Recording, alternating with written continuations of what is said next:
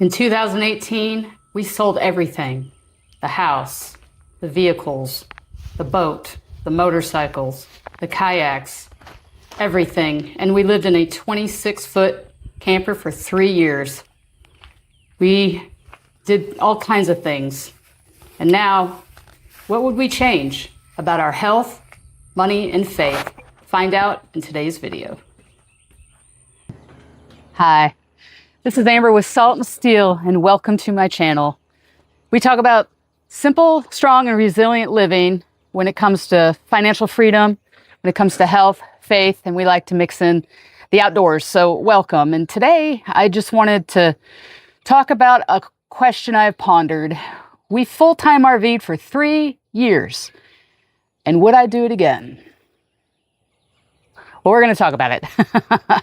So back in 2018, we decided, I was 40 years old, and we were going to sell everything and get out of debt. Sell everything, get out of debt, and get into freedom of traveling and seeing what we want to see, and quit holding back on the things that we hadn't been able to do, for reasons, raising a family and commitments and so on and so forth. And I think everybody hits a spot in their life where they're like, all right, it's either going to be kind of now or never. But, looking back on it, I laugh at some of the decisions that we made. And then I say, hey, if we hadn't done that or made that choice, we wouldn't have experienced this and had a little bit of wisdom behind it. So let's just kind of go back and how this thought process came. So back in 2018, I personally had still $18,000 in student loan debt for my education. I mean, maybe 7 years later, that doesn't sound like a lot, but $18,000 is still $18,000 when you don't have it sitting around anywhere to be able to take care of it. We had a thriving business that was making a lot of money, and it also worked us to death. I had a firefighter career that I had going on in the meantime of all that, and was working my way through the system there. Now, it just becomes a lot. You know what I mean? All of a sudden you need a new work vehicle.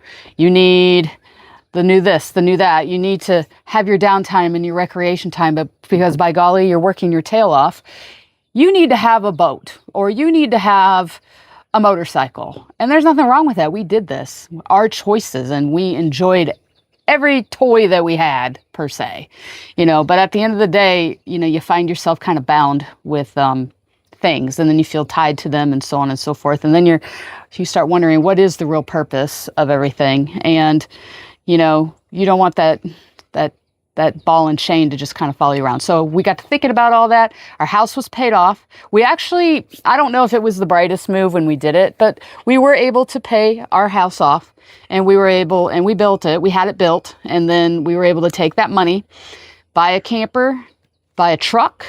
We still have the truck that we left Missouri in and moved to Florida. We still have it, and we do not have the camper anymore. We did sell the camper after 3 years, and we had a little surplus and a budget. So in a retrospect, we did a lot of things right.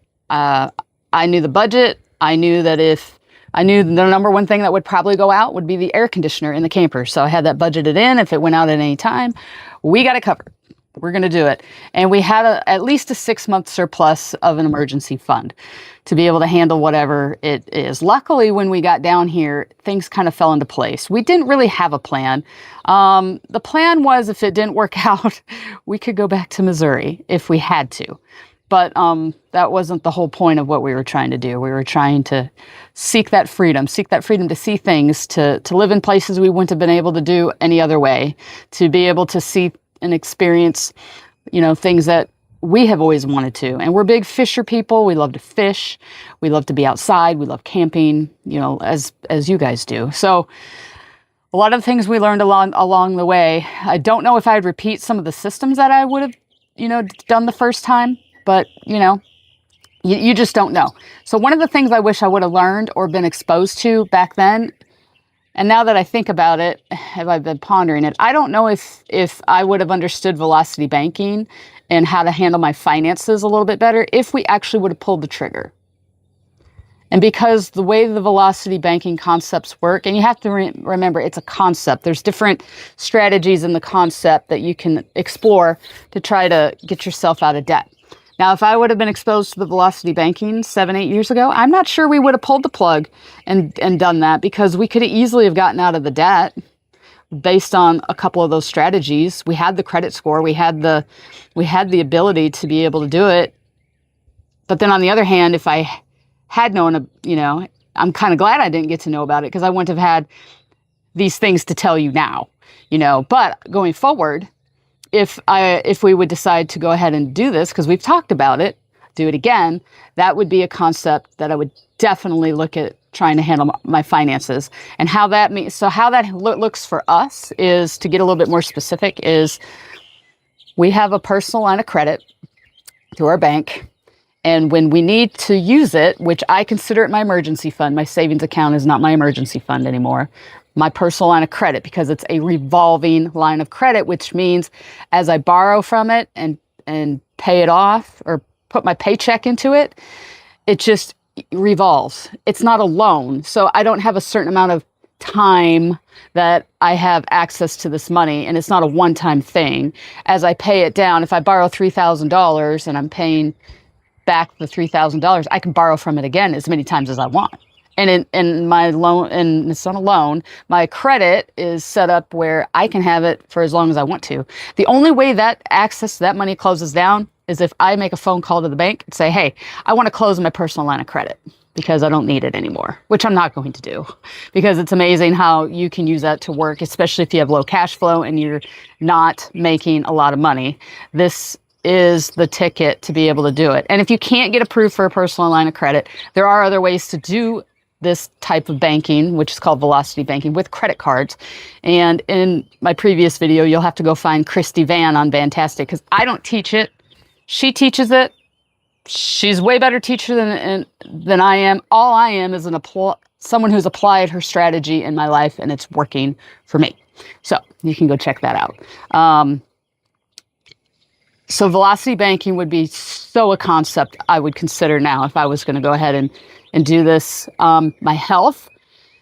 I will tell you, when we started, I was, of course, in my early 40s. And so I already knew I was healthy. I already had been to the doctor doing my annual exams, so on and so forth. I already knew I was healthy.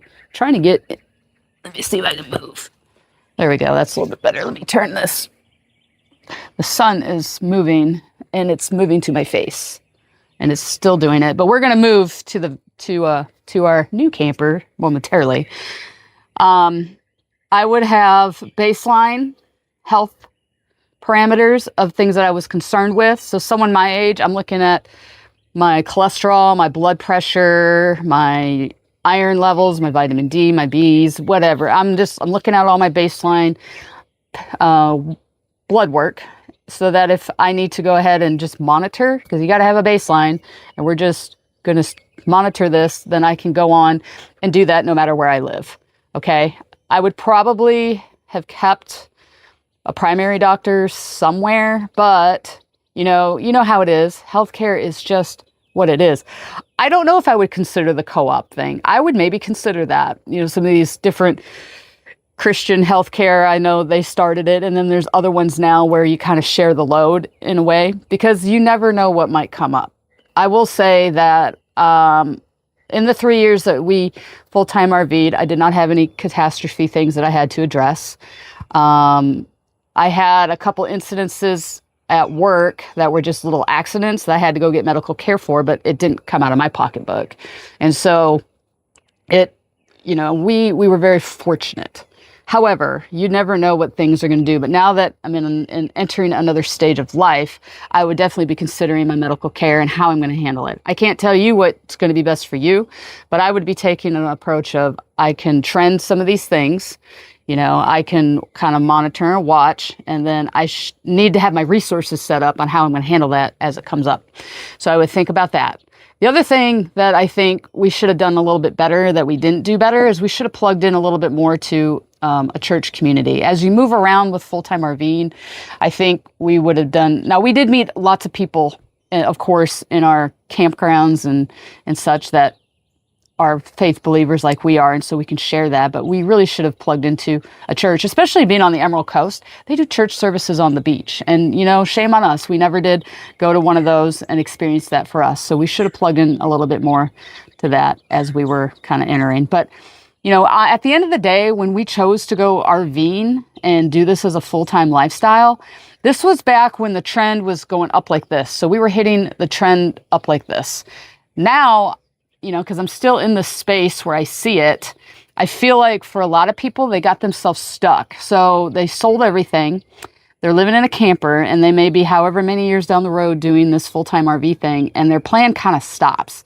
They're sort of at the mercy of like, we didn't take care of our camper, or we didn't understand the salt was going to be so corrosive on our personal items, or the plan was just to get to the RV, and then life would just figure itself out. So, that's okay, but I've learned you got to be a little bit more strategic than that. Sometimes things don't fall into place, and then you get frustrated, and then now you're like, maybe I did make the wrong decision. And the best thing you can do is plan. And then I don't like to expect the worst, but I do expect some hurdles, and being able to maneuver through those things as you kind of go through. So I've ran into some people who had the plan. They haven't taken care of some things, and now they're in a spot where it's not as fun as it used to be. And now it's starting to become a grind, like a job. And now you have to do it because you have nowhere else to live. You have to do it. And now you're dependent on a system. So the system that was originally supposed to give you freedom, like a volunteer program, maybe through a state park, or getting into work camper programs that you found online, and you're running the gamut because you figured out your system of where you want to be because of grandkids, because of family, because you just like to be where you like to be, has now become a grind. And you feel like now you're trapped back into a system that has to tell you what to do. So now work camping has become an HOA, because now you can't have your broken down boat just sitting there, and you can't move it now because you have a broken trailer, or, my car's broke down now because I was pulling it with my motorhome and I have nowhere to put it, and I don't know what to do, and I have no money. So these are the things that come up, and these are the realities of full-time RVing. But in the meantime, we'll pick up the conversation. Let's go look at what I bought Mr. Don back in March. All right. Well, this is Betty, and you'll see why in a second. But this is our new to us camper. After we got done full-time RVing, we were talking about, hey, what would we do differently if we ever bought another camper? Well, I got the itch, and poor Dawn has to kind of deal with my decisions. And I said, and we all always agree, we're usually on the same page of what we like. So wouldn't it be cool to have like an old retro camper van? But it has to have certain things. So this one actually came from Jacksonville, Florida. And this is why it's Betty. Betty's still on here. I don't know if Betty's going to stay, but this is why we call her Betty. And we were looking for something that we could go on the weekends with. We miss the camping. We miss having some of that freedom. So yes, we have bought another camper, but we're not necessarily on the path of we're going to go full-time RV again. So at this time, Mr. Don wants to live in this camper van. I love the camper van, but I don't know if I love it enough to want to live within it with now 2 dogs. So when we full-time RV'd before, we had a 26-foot pull-behind camper. It was called a Sunset Creek. We bought it in Carthage, Missouri, and it was a 2009. It fit us perfectly. It had one big slide, and it was actually wood frame, so it was a heavier camper. We knew that, but we could pay cash for it. It felt comfortable like a home when we were in it, and it had the storage and the layout that we needed. So when considering all of those things that we did back in 2018, absolutely do the same thing now. I will tell you, this camper van is not set up for my, how I would want to do it for full-time RVing. It is, I'm sitting on the couch/bed, and then up here is a pull-out that when we camp, I typically sleep up here. And then Dawn and the dogs are down here, and we have a little kitchen and a little fridge. Now, we have had to do a couple things with this one, but I will tell you, we were so super fortunate that when we bought our camper, we never had to do a repair. I remember a little bit if the wind or the rain would blow sideways, it would come in the slide a little bit. I remember that. The AC never went out. We kept up with cleaning the filters, and never had any leaks in the windows, didn't have any soft spots in the floors. We didn't have any plumbing leaks.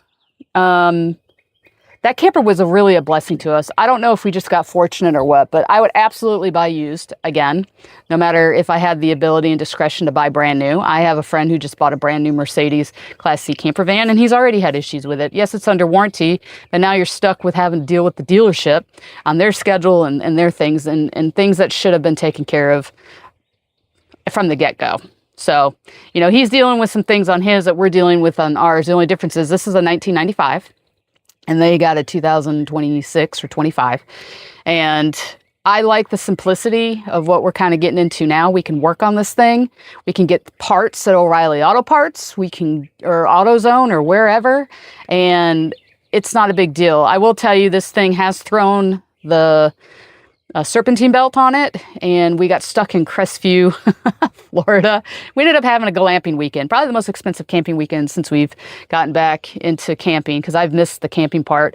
But you know what? I have a mobile RV repair guy that's now in my phone. We've decided to test this camper out, just an hour to hour and a half, 2 hours tops trips.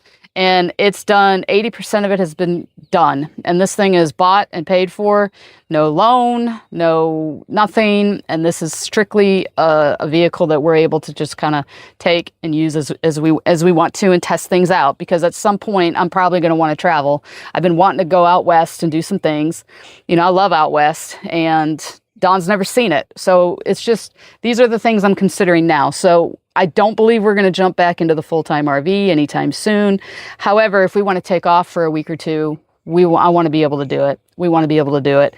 I do think if we would do this financial freedom again, I would consider a home base. No matter if you keep your home, no matter if you have a plot of land and you can go plug into somewhere or have a backup plan, you kind of need a place to go. Because remember, when you're chasing full-time RV, living in an RV, you are chasing freedom. You're not chasing the RV. So I would absolutely consider just having a spot to go to. Because one thing we learned, I'm going to sit in here. I feel like that camera was moving around too much just with the wind or whatever. So I would consider that, you know, in Florida, things we didn't think of, we're Midwest people, hey, when you're in storm season, which starts May 1st and it goes through October 1st, the end of September, you are at risk of your home being destroyed through tropical storm. It doesn't have to be a hurricane. It could be a tropical storm. And then you're at the mercy of, okay, if a system is brewing in the Gulf and you're volunteering and work camping in a state park, you're going to have to evacuate. As soon as that county goes into a tropical storm warning, pack up all your belongings and you got to get out of the park, and you have to find your own amenities to be able to hunker down until you can come back to the park. So pulling a 26-foot behind camper with a F-150 Triton V8 motor, it can be a little nerve-wracking. Don, when he drove that camper down here and we got to Destin, Florida, he said it was absolutely nerve-wracking going over the Pensacola Bridge, and he never really wanted to do it again. So luckily, as we were networking and meeting people, we met people that would let us evacuate to some property that they had and just to hunker down on the storm. And so you build these things as you do it, but they're not things that we thought of when we got down here. We were thinking, oh, we're going to go to Florida and we're going to live on the beach. It's going to be the vacation lifestyle. And that's exactly what happens. We felt like we were on vacation easily the first couple years. We're living our vacation. And it's true. You do. You live your vacation. And so some of the things you don't consider is, you eat like garbage. You try every single restaurant. You try all the beverages. You get the full experience of living in Florida in a place on a beach, because we literally lived on 3 different beaches. The last one we lived on, we lived 750 feet because I counted it. to the beach parking lot, and just live that salt life. And that's partly why this is called Salt and Steel. But, you know, now we're inland a little bit, but, you know, you don't think about these things as you're kind of going through it. And I think now that we have wisdom, and by the grace of God, you know, he watched for us, because it's not like we endeavored into this thing right away. It was prayed over, it was talked about, and both of us had to be on the same page, or it just wasn't going to work. And because you're still going to go through trials and tribulations through the process. So again, we're seeking the freedom. It's not so much about the RV. It's not so much about being debt free. It's the freedom from finances so much. It's the freedom from being kind of, you know, locked into wherever you are. It's the freedom of health and trying to figure that out, because, you know, vitamin D is great for you, and it's good for your body to be outside. It's good for you to touch the ground and feel the salt air. You know, that's one of the little things that I miss about being at the beach is, man, I like, even as hot as it's getting here, I would totally rather be smelling the salt air on the beach right now. I don't want to be in the water. You don't want to be in the water this time of year. I know families, this is the only time of year you guys get your vacations, but y'all can have it. I will wait for Labor Day through Mother's Day. That's my time to be on the beach. So if you ever see me on the beach, it's not usually because I'm on a vacation per se. So these are things that I didn't know that you just experience when you kind of get there. The other thing that I think now is different that I'm seeing than when it was, you know, 7-8 years ago is more and more people, like I said, this is their home. Their camper is their home. They have nowhere else to go. So if things go sideways in life and you're work camping in a place and you're having some problems, it comes out. And when people know that this is your only home and you have no backup plan, that's not a good plan, in my opinion. I think you always have to have a place to go, whether it's a family member's house or whatnot, because the road can be rough. I've seen it on people. I think I don't think things were prepared out far enough for people to be able to take this freedom for the long haul. It became freedom, but now it's a grind and a drive and something that I have to do. And honestly, your campground, if you're in that spot, it becomes an HOA now. Now you have certain things you have to do to stay there. You have to put in your hours. You have to clean that bathroom. You have to pick up that trash. You have to do it between these hours and these hours. You have to keep everything on your campsite. You cannot let your campsite turn into a little trailer park campground. So these are things now that freedom turned into an HOA. And if you have a falling out with a campground that you're working with, you ain't maybe going to be asked back, or you're told you're going to be put on a list. So these are the things from my experience, because I'm still in this realm.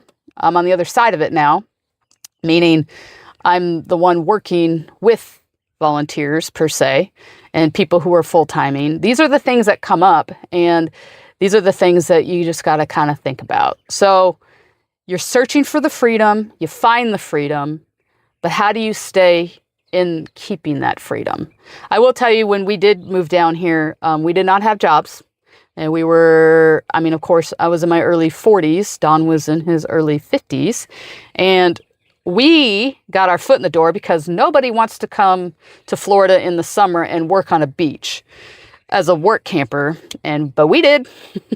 We did. So that got our foot in the door. And from there, everything kind of took off that way. So, what would I do differently now? I would definitely be considering, do I want to sell the property that we're into now and live full time again? Maybe not. Maybe not. Maybe not. We've got tenants. We have an investment property that's working for us this time.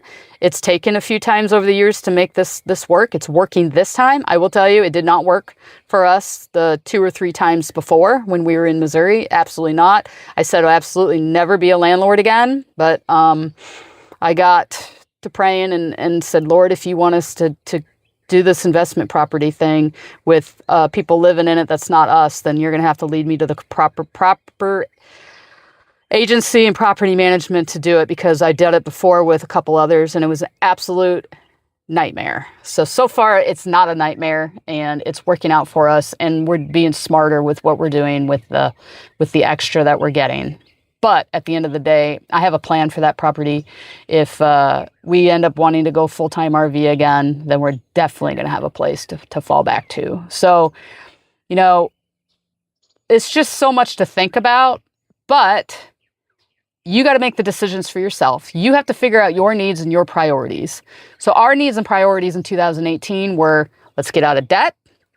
Let's go see some things. We've always wanted to live on the beach. Let's figure out if that can happen for us. And let's just be free for the first time in our lives to the best of our ability that we can be free. So I feel like we did right. We paid cash on an older camper that ended up being fantastic. We're still driving the truck that brought us down to Florida. That's bought and paid for and has been. Yes, we've had to do some regular maintenance and repairs on it, but you're gonna have to do regular maintenance and repairs on anything that you drive, right? So we did those things right, and those are the decisions I would probably make again going forward if we were going to do this. I will tell you, when we sold our camper in 2021, I don't know, it was like still kind of COVID-ish environment. I will tell you, and this will never happen again, I doubt it, but we actually made money on our camper. We lived in it for 3 years and we made money on it. We survived an F1 tornado and we survived several tropical storms. The only thing we ever lost on it was our awning, and that was back in Branson.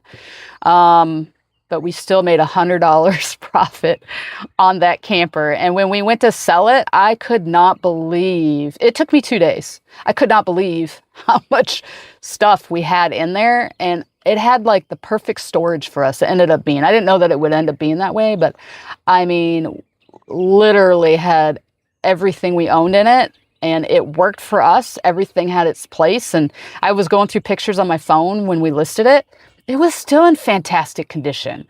We kept up with it. And I mean, there's things that you want maybe when you're in heaven, like to have back. I'd like to have that camper back. I'd only seen a couple other ones living in campgrounds. It's just not, it just wasn't a common model that was made. It was called a Sunset Creek.